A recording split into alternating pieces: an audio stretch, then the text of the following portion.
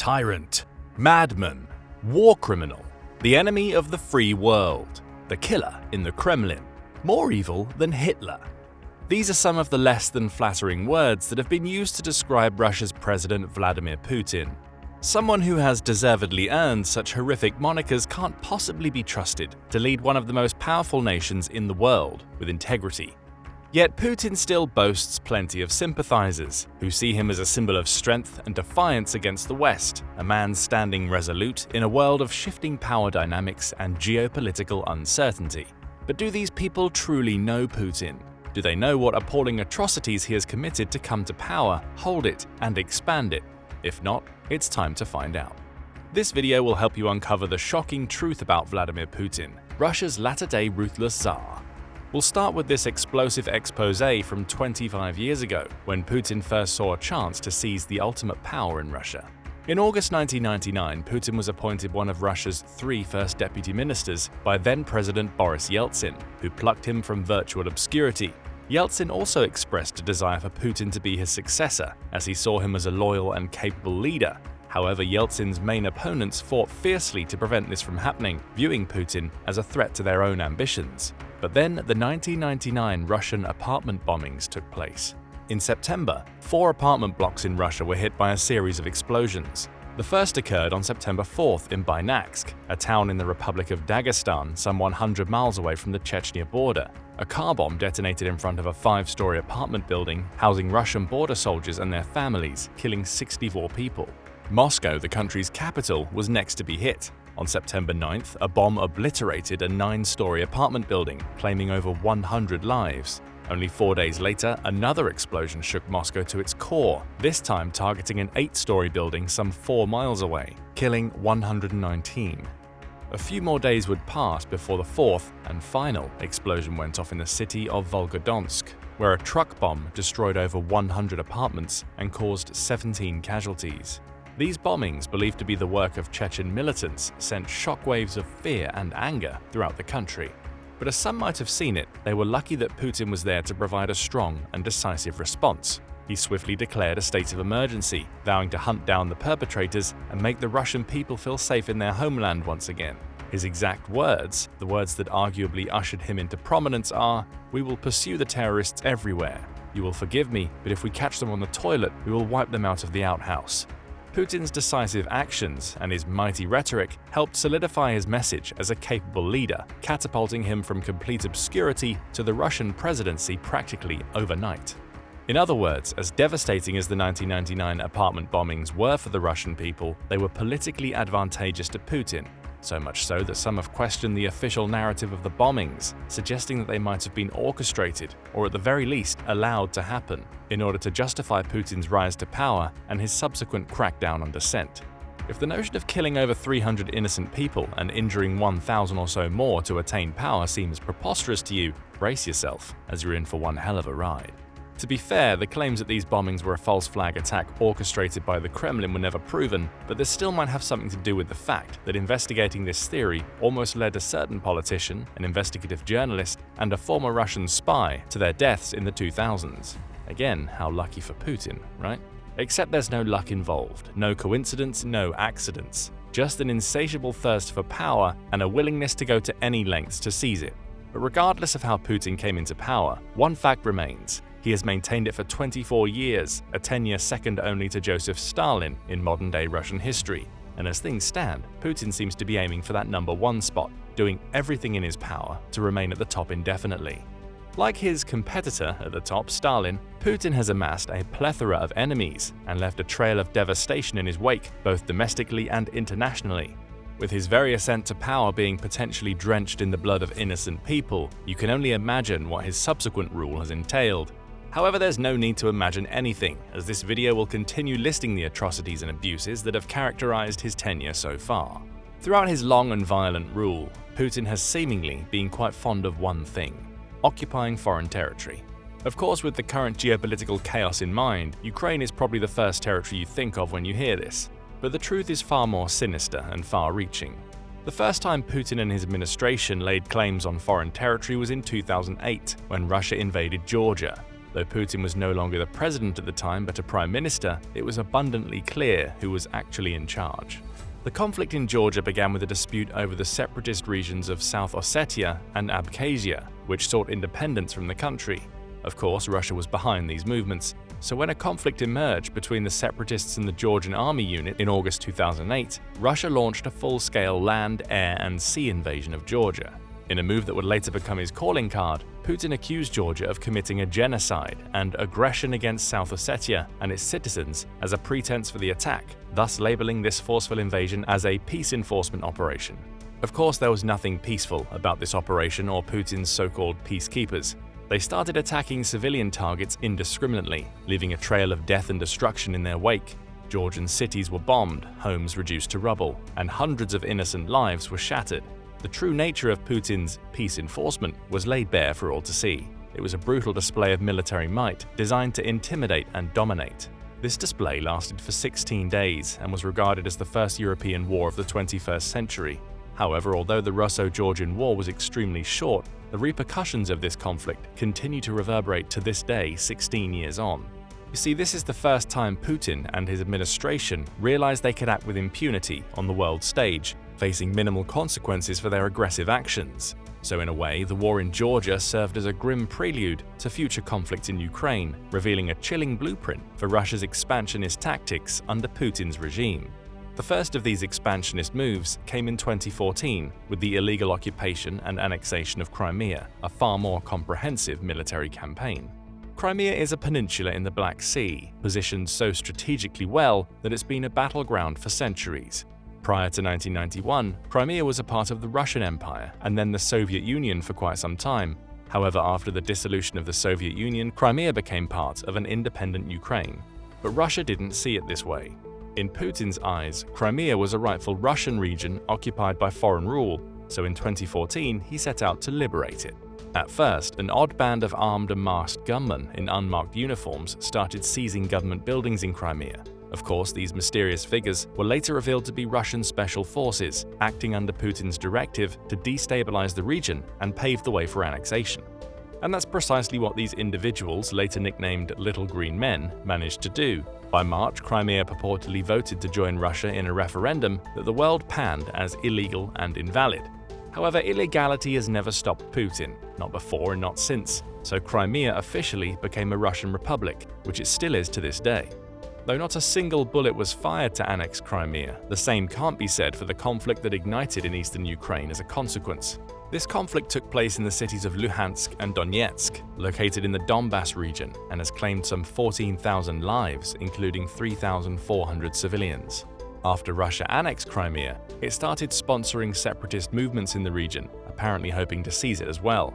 However, this conflict quickly turned violent when on July 17, 2014, Russia-backed militants shot down Malaysia Airlines Flight 17 over Ukraine with a high-tech surface-to-air missile, killing all 298 passengers on board.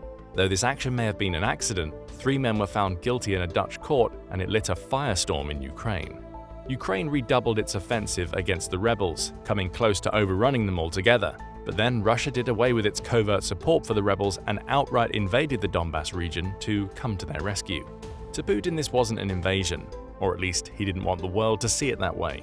Even though 24 official Russian armored personnel carriers and tanks crossed the border and 1,200 Russian-trained combatants joined the leader of the rebels, Alexander Zakarchenko, Russia insisted that it wasn't invading. Though several ceasefires were signed throughout the conflict, the war in Donbas continued until February 2022, when Russia officially recognized the Donetsk and Luhansk republics as independent states.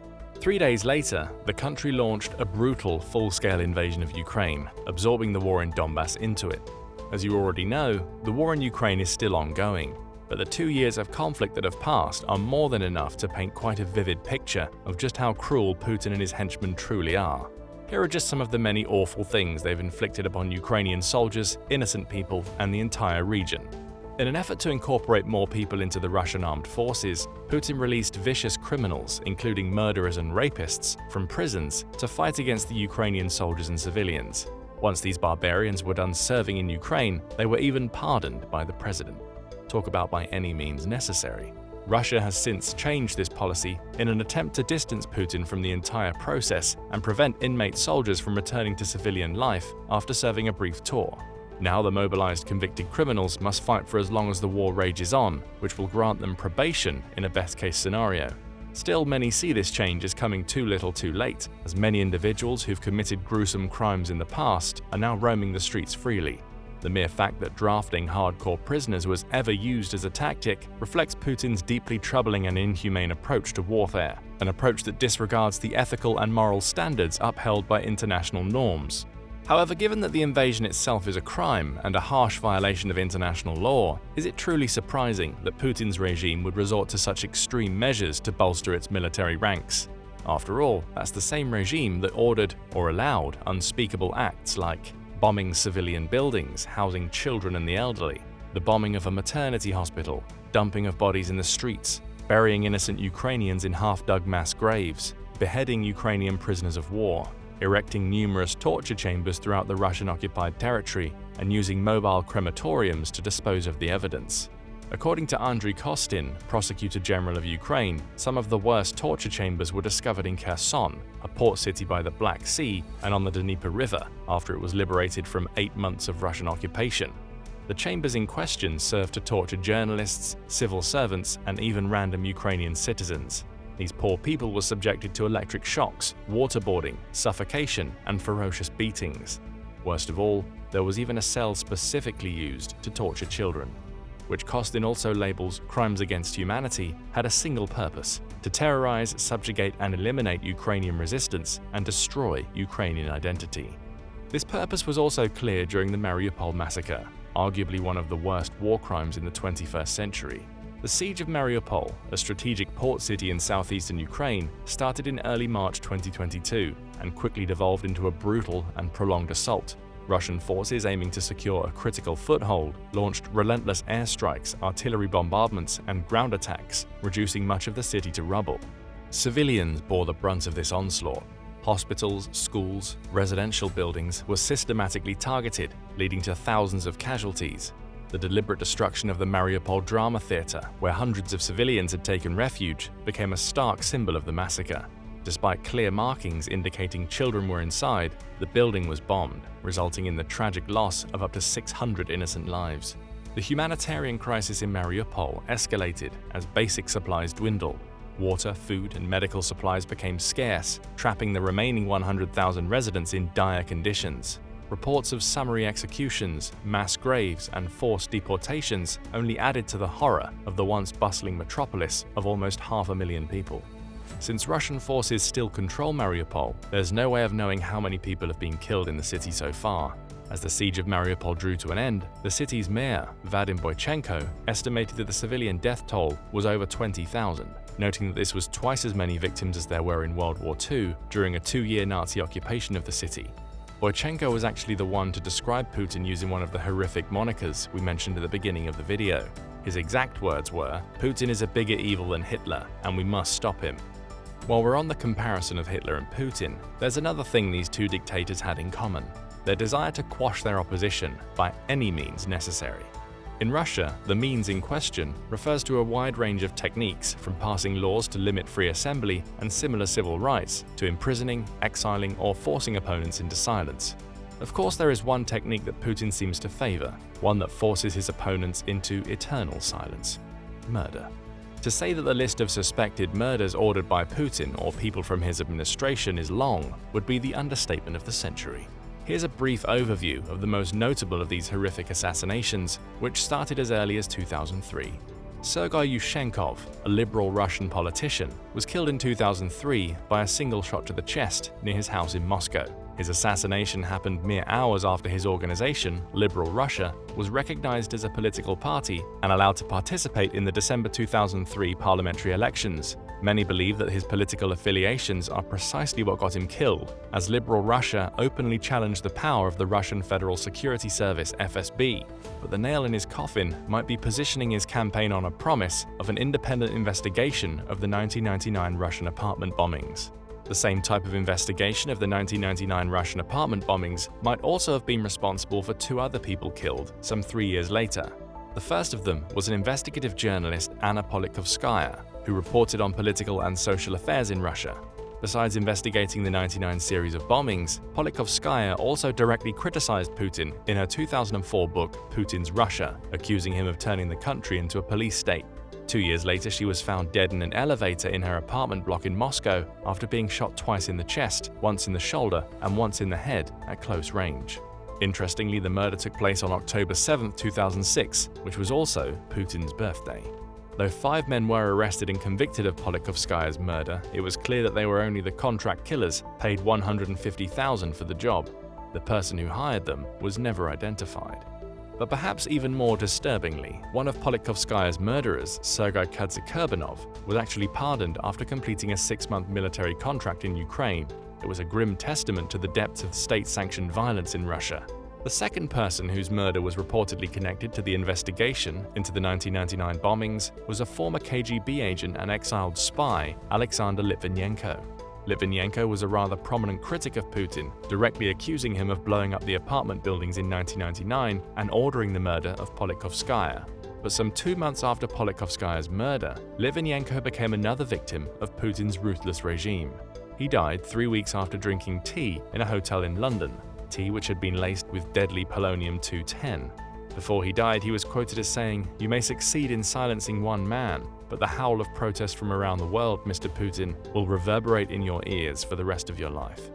Litvinenko's murderers were identified as 2 FSB agents, Andrei Lugovoy and Dmitry Kovtun, but they were never arrested. In 2009, another prominent human rights figure who had been critical of Putin was gunned down. Stanislav Markelov, a human rights lawyer who had actually represented Politkovskaya among others, was shot dead by masked gunmen while leaving a news conference in Moscow, about half a mile away from the Kremlin. He was walking with investigative journalist Anastasia Babarova, who was also shot dead by members of the pro-Russia neo-Nazi group Born. Later that same year, Politkovskaya's friend and close collaborator, Natalia Estemirova, was abducted near her residential building and executed 2 hours later with 5 shots in the head and chest. Estemirova was a journalist and a human rights activist who specialized in uncovering human rights abuses by the Russian state in Chechnya. To this day, no one has been convicted for this gruesome murder. 6 years would pass before another prominent critic of Putin was killed. This time it was Boris Nemtsov, a Russian physicist, politician, and former deputy minister under Yeltsin. He was murdered in 2015 in public, shot several times in the back, while crossing the Bolshoi Moskvoretsy Bridge in Moscow. Interestingly, less than 3 weeks before his murder, he published an article stating that his mother was afraid that Putin would kill him. A week later, he confided in his friend that he was also scared, but believed Putin wouldn't kill him because he was a former member of the Russian government. But as it turned out, even members of the Russian government were fair game to Putin and those close to them. This was the case in 2015, when another former member of the government was killed, ex-Minister of Press and Mass Media Mikhail Lesin, who is perhaps best known as the founder of the English-language television network Russia Today. Lesin was found dead in his hotel room in Washington, D.C., seemingly bludgeoned to death. It was determined later that Lesin may have been in the process of making a deal with the FBI to protect himself from corruption charges. Given just how much he knew about the inner workings of Russia and its most powerful figures, he even served as an advisor to Putin. It was clear why his death raised significant suspicions. After Lesin's murder, things were relatively calm for several years. That is, at least until Russia's invasion of Ukraine started. With the invasion and many prominent critics of it, bodies started dropping again. In August 2022, Dan Rappaport, a businessman who publicly condemned the Russo-Ukrainian war and pledged support for Ukraine, was found dead in Washington, D.C., after apparently falling from a window of his high-rise apartment building. In September of that same year, Ravil Maganov, a Russian oligarch and the chairman of Russia's national oil company Lukoil, also died by falling out the window, this time in a Moscow hospital. Before his death, Maganov was openly critical of Russia's invasion of Ukraine. Finally, another death by falling out of a window happened in Rayagada, India, when Pavel Antov, a Russian tycoon who had also previously criticized Putin's war with Ukraine, met his untimely death in that manner.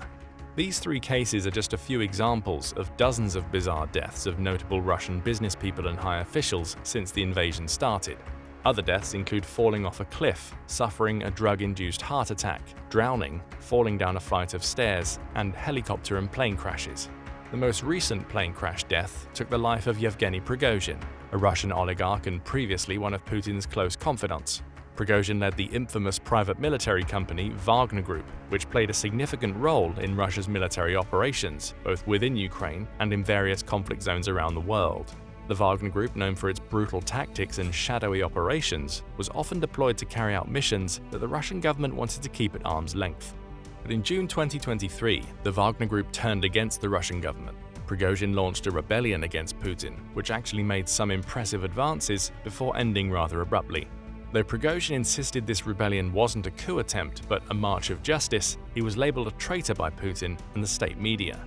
Exactly 2 months after Prigozhin started his rebellion, he was killed in a plane crash while traveling from Moscow to St. Petersburg on his private jet. According to a Wagner-associated Telegram channel, this was the doing of Russian air defense systems. The most recent of Putin's prominent critics to meet an untimely demise, and perhaps the most impactful, was Alexei Navalny, a Russian opposition leader, lawyer, and anti-corruption activist. Navalny spent more than a decade exposing corruption within the regime, garnering hundreds of millions of views on his public videos. Naturally, his activism put a huge target on his back, which led to several attempts on his life. In 2020, he was poisoned with Novichok, a Russian-made military-grade nerve agent, which prompted an emergency landing of the plane he was on.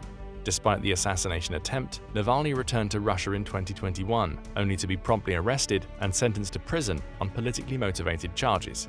His arrest sparked widespread protests across Russia and condemnation from the international community, yet Navalny remained incarcerated. On February 16, 2024, it was announced that Navalny had died in prison in the Yamalno-Nenets in western Siberia after taking an afternoon walk. The authorities at Yamalno-Nenets prison said that he suffered from sudden death syndrome. He was the latest of Putin's critics to die of this syndrome, leading some political commentators to frame it as sudden Russian death syndrome. This series of highly suspicious deaths spanning decades, paired with Putin's war crimes in Ukraine, should show just how little regard he has for human life. That's why it shouldn't be surprising that he also has little regard for virtually anything else. Some of the laws he enacted are among the most oppressive in the world, allowing him to persecute artists for criticizing his regime, restrict the work of non-governmental organizations, bogging them down with numerous regulations, declare virtually any government critic a traitor, and criminalize public actions of the LGBTQ community. Essentially, Putin has a free pass on repression, to quote a bipartisan group of US senators who urged President Barack Obama to speak out against Putin in 2013. Domestically, Putin has also often been criticized for his abysmal handling of the COVID-19 pandemic. This pandemic claimed over 820,000 Russian lives in a little over 2 years, according to the state statistics service Rosstat. Instead of taking care of his people, Putin's administration used the pandemic to score some cheap propaganda points, bragging about the country's low mortality rate and overall preparedness in the crisis. One look at the death toll immediately reveals that Putin prioritized optics over actually addressing the growing crisis at hand, a crisis that many people paid for with their lives. But Russians aren't the only ones to suffer in one way or another at the hands of Putin and his administration. Putin seemingly has an odd penchant for sowing chaos worldwide as well. So he has also been accused of the following things: ordering numerous poisonings of dissidents in the UK, attempting to murder former Ukrainian President Viktor Yushchenko, inserting Russian mercenaries into the war in Libya, covert influence peddling in the Balkans and Eastern Europe, multiple attempts to divide the European Union and weaken NATO, and launching cyber attacks on the Baltic states. Putin is also believed to have meddled in several foreign elections, including those in the US, with a clear goal to undermine the democratic process and sow discord among Western nations. But arguably the most heinous operation on a global stage, excluding the horrific invasions we've already covered in this video, has been abetting the bloodshed in Syria. You see, in an effort to gain more influence in the Middle East, Putin started supporting the murderous regime of Syrian President Bashar al-Assad in 2015 during the Syrian Civil War, aka one of the deadliest wars of the 21st century.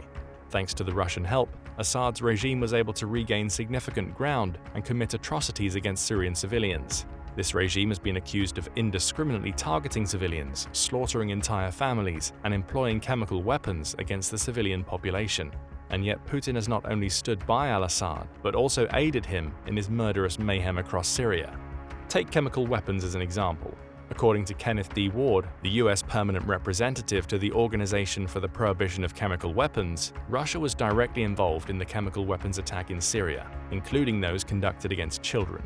Russian forces have also been accused of bombing hospitals and then attacking civil defense forces rescuing the survivors. Samantha Power, who served as the US ambassador to the UN at the height of the conflict, asked the Russian UN delegation a simple question: is there literally nothing that can shame you? But as this video draws to a close, we can safely conclude that shame isn't a currency in Putin's calculations of power and influence on the global stage. Neither are human suffering, international condemnation, and the principles of democracy and human rights.